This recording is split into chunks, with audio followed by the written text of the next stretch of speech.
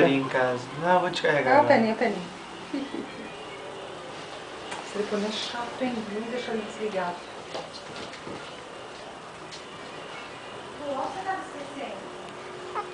É o primeiro contato do Lucas com a casinha dele. Ele não chora mais forte que isso, não? Ele chorou ontem à noite. Ele tava sujo. Ai, que Aí ele chorou, aí foi eu e o Felipe. Aí a menina até ficou ouvindo, porque ele ficou um tempão chorando. Ele chora forte. Aí a enfermeira veio perguntar o que estava acontecendo. Olha o teto.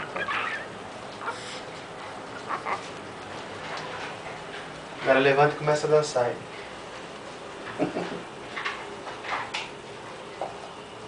Ele tá com sono.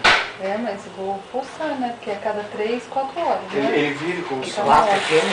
Não, amor, não Tem Tem que estar claro. Umas 2, 3 Você horas. falou que tem que ficar claro. Tem que dar uma mamar pra ele, com certeza.